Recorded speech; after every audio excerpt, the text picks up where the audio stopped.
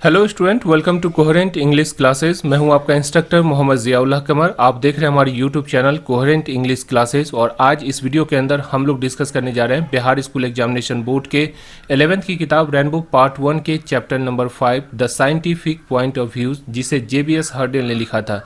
तो आज इस वीडियो के अंदर हम लोग जो है the scientific point of views का पैराग्राफ नंबर 13 और पैराग्राफ नंबर 14, ये लास्ट वीडियो है। इससे पहले के 3 वीडियो हमारी एप्लीकेशन और हमारी जो चैनल है कोहेरेंट इंग्लिश क्लासेस यूट्यूब पे, उस पर अपलोड कर दी गई। तो मैं आपसे रिक्वेस्ट करता हूं कि अगर आपने जो पिछला 3 वीडियो नहीं देखा है, पार्ट 1, पार्ट 2 और पार्ट 3 नहीं देखा है, तो मैं आपसे रिक्वेस्ट करता हूं कि पहले आप उस वीडियो को देखिए, उसके बाद इस वीडियो को देखना स्टार्ट कीजिए। इस वीडियो के अंदर हम पैराग्राफ नंबर 13 और 14, जो कि बड़ा पैराग्राफ है, इसीलिए 2 पैराग्राफ को हम लोग इसमें डिस्कस करेंगे और इसके लाइन बाय लाइन ट्रांसलेट करेंगे, इसको एक्सप्लेन करेंगे और इसके वर्ड मीनिंग को देखने की कोशिश करेंगे। तो आइए स्टार्ट करते हैं the line by line translation of the scientific point of views which was written by whom JBS Haldane. तो आइए स्टार्ट करते हैं, लाइन बाय लाइन ट्रांसलेशन करते हैं। Paragraph number 13 of the scientific point of views. If a definite cure for cancer is discovered, यदि cancer के लिए एक निश्चित इलाज का पता चल जाता है, in the next few years, अगले कुछ वर्षों में, इट इज़ अनलाइकली। अनलाइकली का मतलब क्या होता है? अनलाइकली लाइकली से बना है। लाइकली का मतलब होता है संभावना है कि, और अनलाइकली जिसका कोई संभावना नहीं होता है, जिसका कोई दूर दूर तक जो है कोई उम्मीद ना हो, उसे हम लोग क्या कहते हैं? अनलाइकली कहते हैं। तो लेखक कहते हैं इट इज़ अनलाइकली दैट, ये संभावना नहीं है कि, it will be a simpler and safer affair than that of diabetes.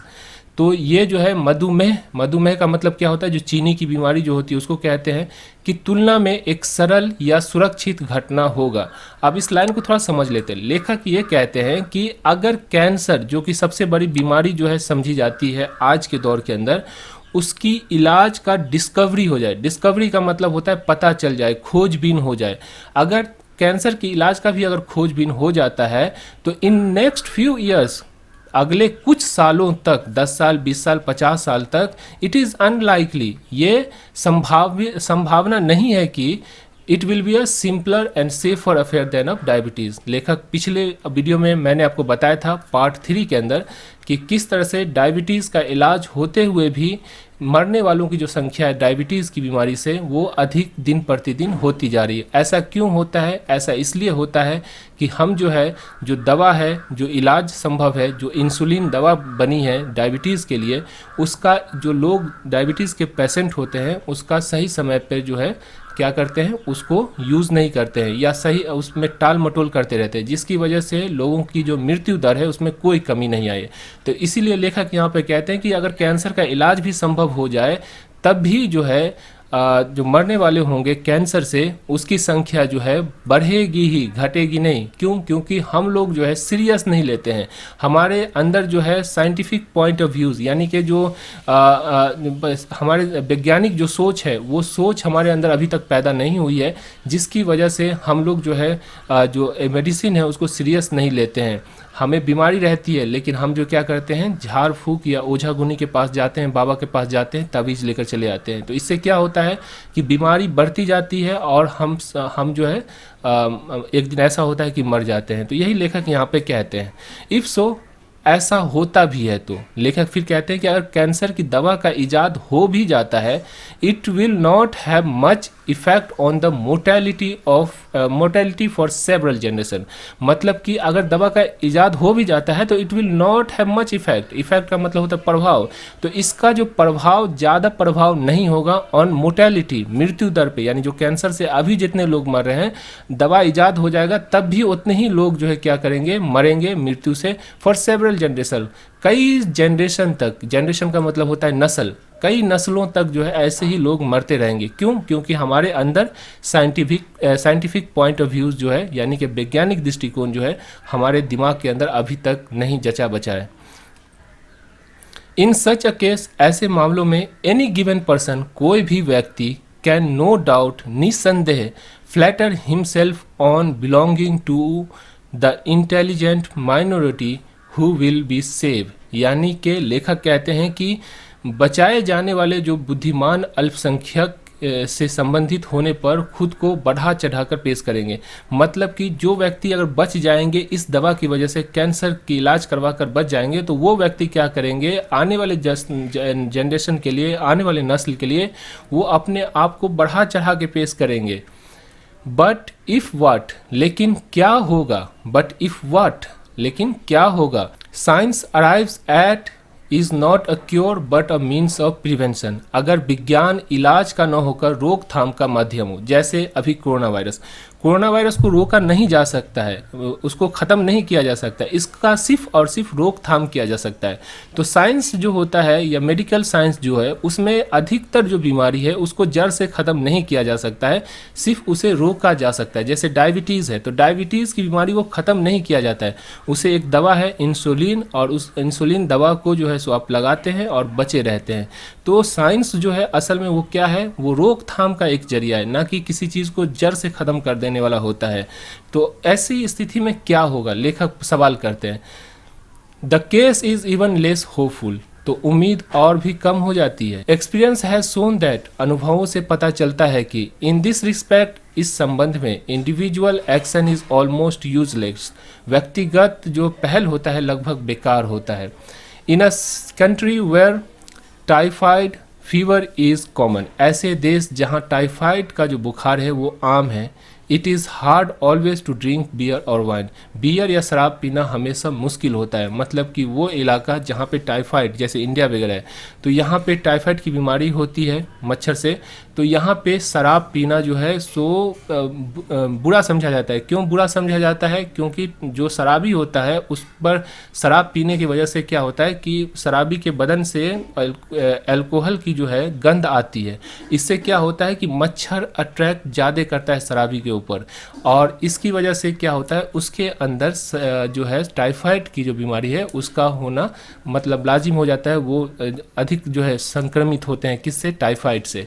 तो इसी की वजह से लेखक कहते हैं कि जो ट्रॉपिकल एरियाज़ है, जैसे इंडिया हो गया, बांग्लादेश हो गया, इस सब इलाके के अंदर क्या होता है कि टाइफाइड ज़्यादा होती है। तो टाइफाइड होती है तो यहाँ पे शराब को मना किया जाता है कि शराब आप ना पिए, ठीक है। और personally to see that one water is boil, और एक चीज़ और कि टाइफाइड तो इससे भी होता है, और टाइफाइड जो है मच्छर पानी में जाकर अंडा दे देता है, और वो पानी अगर दूषित पानी होता है तो अगर आप उसको पी लेते हैं तो तब भी आपको जो है टाइफाइड हो जाता है। तो ये जो पर्सनली मतलब पर्सन से बना है, पर्सनली का मतलब होता है व्यक्तिगत रूप से, यानी हर इंसान ये चेक करे कि जो पानी है बॉयल किया गया है कि नहीं है।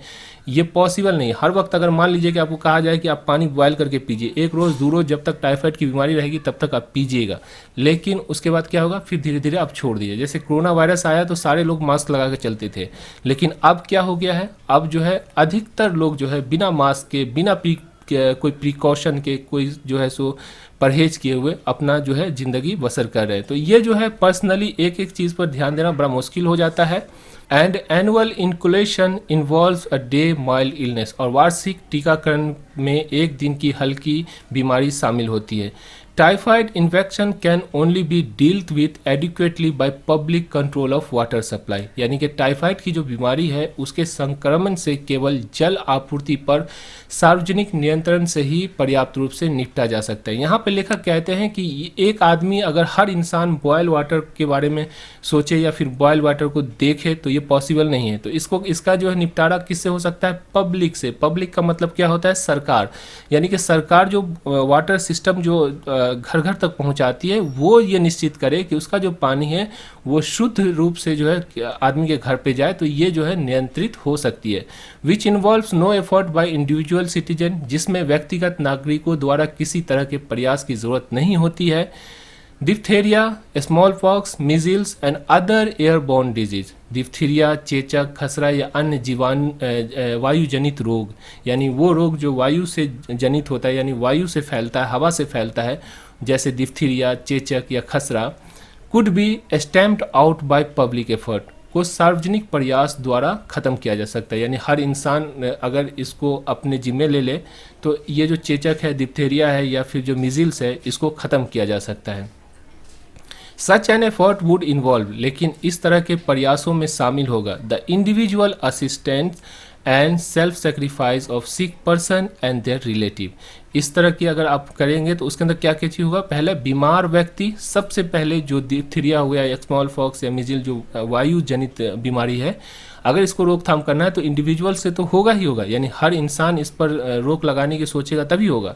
लेकिन उसमें क्या क्या होगा, बीमार व्यक्ति और उसके जो रिश्तेदार है उसकी व्यक्तिगत सहायता, मतलब एक दूसरे की सहायता, बीमार व्यक्ति और जो है उसके जो रिश्तेदार हैं उसकी सहायता, और आत्म बलिदान। आत्म बलिदान का मतलब ये हो गया कि सेक्रीफाइस, मतलब कि परहेज जो है वो, एंड ऑल्सो इंटरनेशनल कोऑपरेशन, और जो अंतर्राष्ट्रीय सहयोग भी। यानी ये तीन चीज़, पहला बीमार व्यक्ति खुद चाहे कि इससे निजात पाना है, हमको हमसे इससे दूर भागना है। दूसरा चीज़, उसके जो घर के जो मेंबर होंगे वो मेंबर भी उनकी हेल्प करे, और साथ में जो अंतर्राष्ट्रीय जो सहयोग होता है, जो विदेशों से जो हेल्प आती है, वो भी जो है इसमें सहयोग करेगा, तभी जाके इस बीमारी को ख़त्म किया जा सकता है।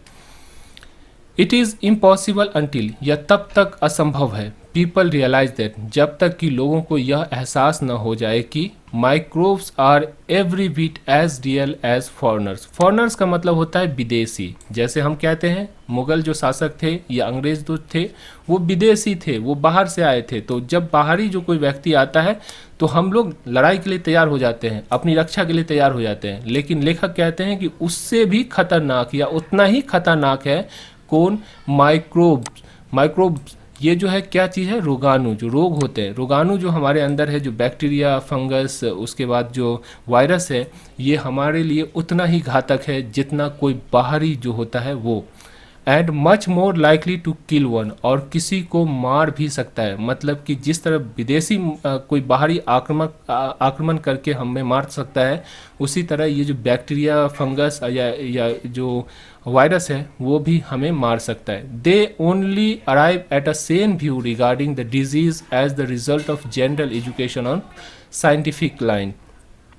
वैज्ञानिक तर्ज पर बीमारी के संबंध में एक सामान्य शिक्षा के परिणाम के रूप में वे केवल विचारशील व्यक्तिगत धारणा पर पहुंचेंगे। The study of medicine apart from its scientific basis create neurotic rather than scientist. वैज्ञानिक आधार पर बिना चिकित्सा का अध्ययन विज्ञान के बजाय न्यूरोटिक मतलब होता है पागल बना देता है। मतलब कहने का मतलब ये है, लेखक यहाँ पे कहते हैं कि जितना जो विदेशी आक्रामक खतरनाक है, उतना ही रोगाणु जो होता है, जिससे वो बैक्टीरिया, फंगस या जो वायरस है जिससे रोग पैदा होता है, उतना ही खतरनाक हो सकता है और वो किसी आदमी की जान भी ले सकता है। तो इसे कैसे रोका जा सकता है, इसमें जो है क्या करेंगे ना, हमको वैज्ञानिक तर्ज पर जो है बीमारियों के संबंध में सामान्य शिक्षा लोगों तक पहुंचाया जाए। यानी कि वैज्ञानिक तर्ज पे, विज्ञान जो कहता है उसके तर्ज पे हमें लोगों तक इसके बारे में जानकारी को पहुंचाया जाए। और अगर ऐसा नहीं करेंगे तो आपके अंदर जो है वैज्ञानिक कम और न्यूरोटिक मतलब जो पागल व्यक्ति जो होता है वो ज़्यादा पैदा हो जाएगा। ये रहा पैराग्राफ नंबर 13 का लाइन। न्यूरोटिक का मतलब होता है पागल। समझ में आ गया? तो इस तरह से पैराग्राफ नंबर 13 का हमने लाइन बाय लाइन ट्रांसलेट किया। अब पैराग्राफ नंबर 14 को देख लेते हैं। Preventive medicine could be made into the moral equivalent of war.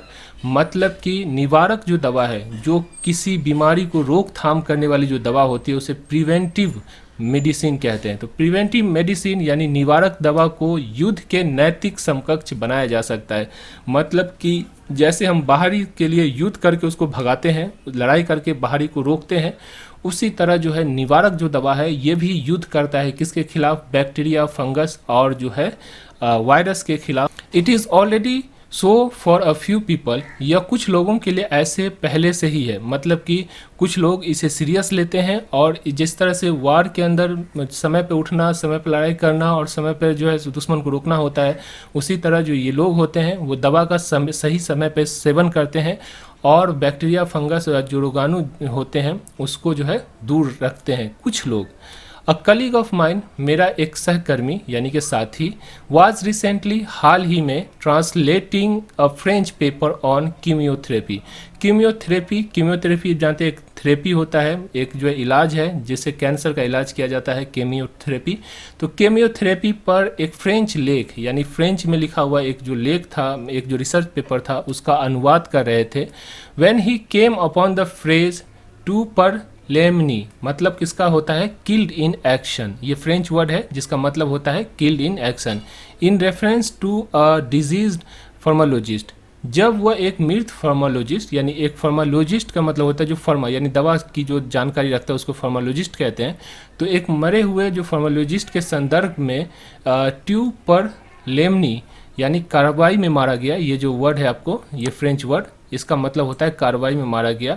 वाक्य के अंश को देखा, यानी जब उन्होंने देखा कि ये वाक्य है फ्रेंच का, टू पर लेमनी, इसका मतलब क्या होता है, मतलब ये कार्रवाई में मारा गया, दुश्मन के कार्रवाई में मारा गया, या फिर जो है जो बैक्टीरिया, फंगस या वायरस है उसके कार्रवाई, मतलब कि उसकी वजह से मारा गया। जब इस वाक्य को देखा, आई सपोज, मैंने सोचा, मैंने उम्मीद किया, ही सेड, उसने कहा, यानी लेखक कहते हैं कि मैंने ये सोचा, उसने कहा, यानी मुझे लगता है उसने कहा, दैट मीन दैट, इसका मतलब है कि he died of accidental infection.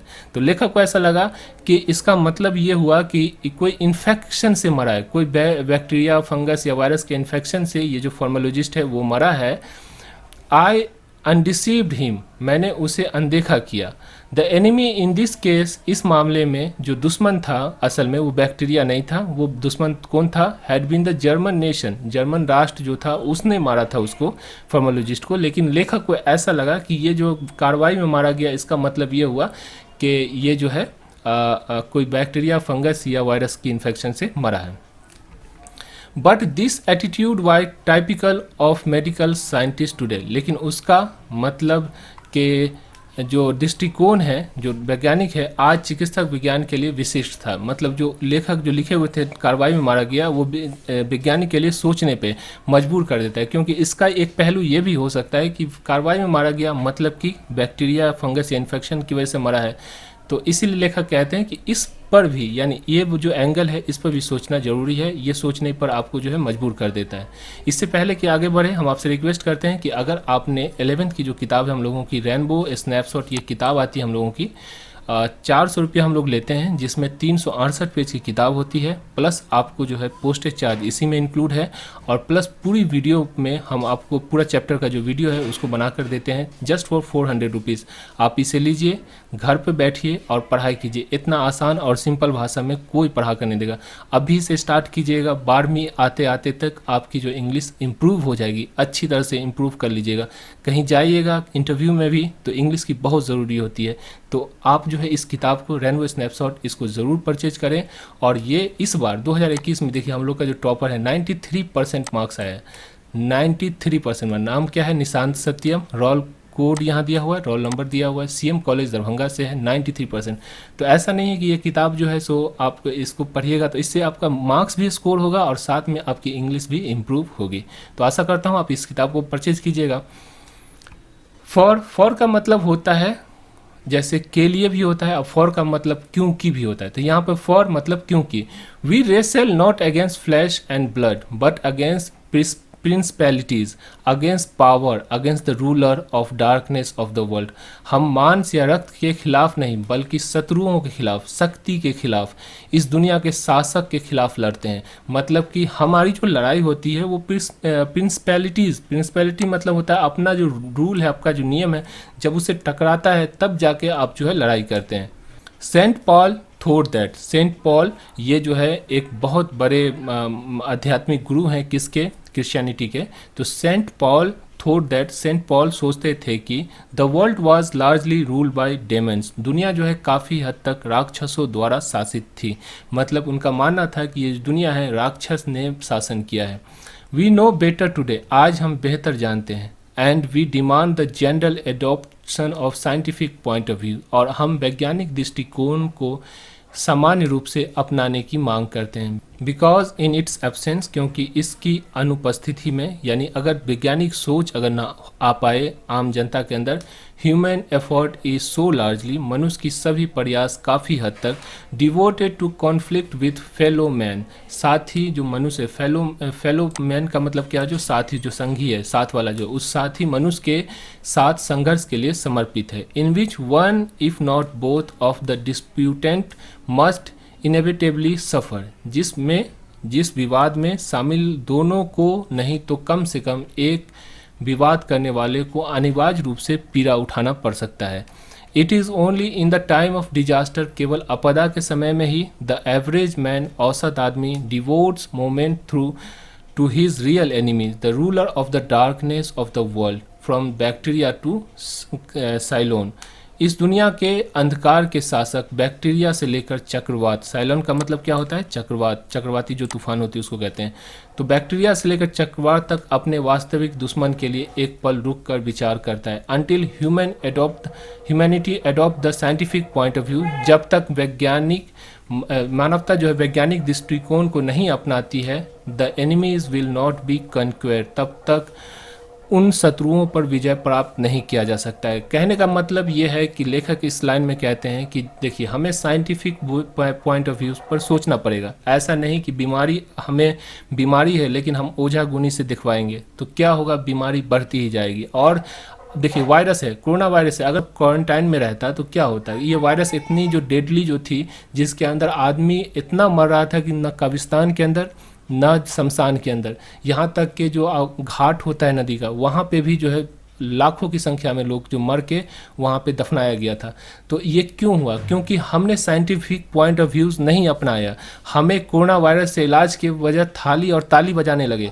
हम जो है कोरोना वायरस का इलाज न करवा कर हमने क्या किया, हमने जो है सो गो कोरोना गो का नारा लगाया और इसको सीरियस नहीं लिया। तो इसकी वजह से क्या हुआ कि हमें भुगतना पड़ा। लाखों की संख्या में हमारे जो नौजवान तबका थे या जो हमारा जो नौजवान नस्ल है वो ख़त्म हुआ। तो ये क्यों हुआ? साइंटिफिक पॉइंट ऑफ व्यूज़ की वजह से हुआ।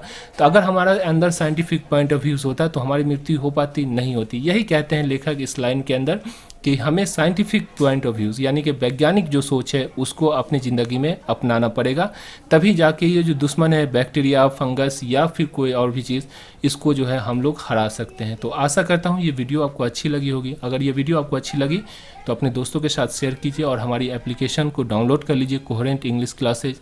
और वहाँ पे आप जो है नॉमिनल फ़ीस होता है 400 रुपया पेमेंट करके आप जो है इस कोर्स को परचेज कर सकते हैं और घर बैठे हुए बिना कोई झंझट के, बिना कोई जो है परेशानी के आप जो है तैयारी कर सकते हैं। Thank you so much for watching coherent English classes.